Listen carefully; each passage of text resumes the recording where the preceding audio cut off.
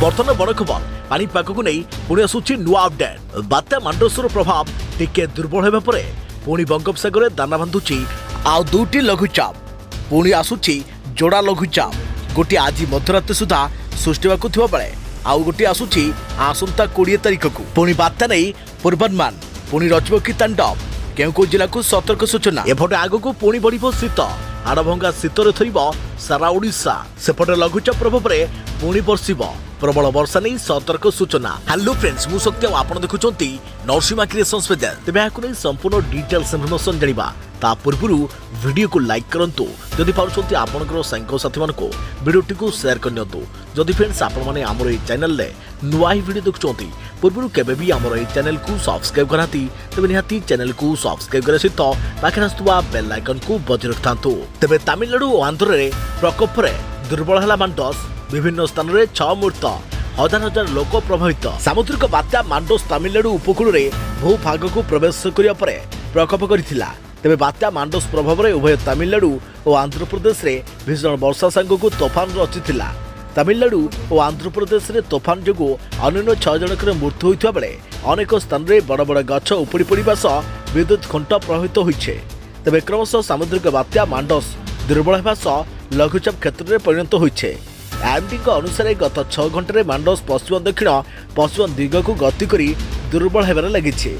घूर्णिबात्या प्रभाव में गत शनिवार दिन आंध्र प्रदेश तिरुपति जिले में सर्वाधिक 258 मिलीमीटर वर्षा रेकर्ड होइछे। आईएमडी अनुसार मांडोस प्रभाव में आंध्र प्रदेश सहित तमिलनाडुर अनेक अंचल में भीषण वर्षा सांग को तोफान रचिथिला।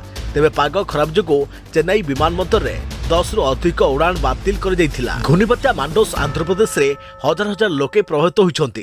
तेबे वर्षा जोगु राज्यर विभिन्न जिले में 4647.4 हेक्टर जमी रे धान फसल नष्ट होइता बेले 532.68 हेक्टर जमी रे पनिपरिबा चाष उजुड़ी जाइछे।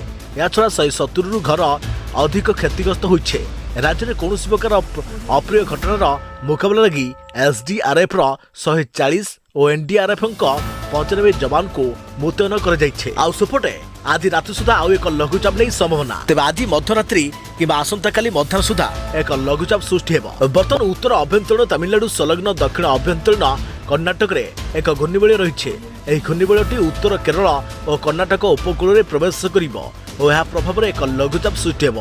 तेज आज राति सुधा लघुचाप सृष्टि होगा नहीं पश्चिम और उत्तर पश्चिम दिगरे गति करियो बोली पानीपाग केन्द्र पक्षरु कहुଯାଇଛି। अन्यपटे बात्या मांडोस प्रभाव में राज्य में शीतर प्रकोप ह्रास होइछे।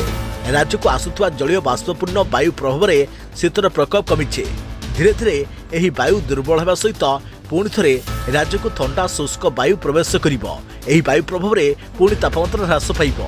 पानीपाग केन्द्र सूचना अनुसार आसंता 3 दिन मध्य राज्य में विशेष तापमात्रा परिवर्तन होबार संभावना था बेले यहाँ 2 ରୁ 3 डिग्री पर्यंत तापमात्रा ह्रास पाइब जहाँद्वारा बर्तमान तुलन में शीतर प्रकोप वृद्धि हेब। गत 24 घंटे में सुंदरगढ़ में राज्यर सर्वनिम्न तापमात्रा 13 डिग्री सेल्सियस रेकर्ड कर जाइछे।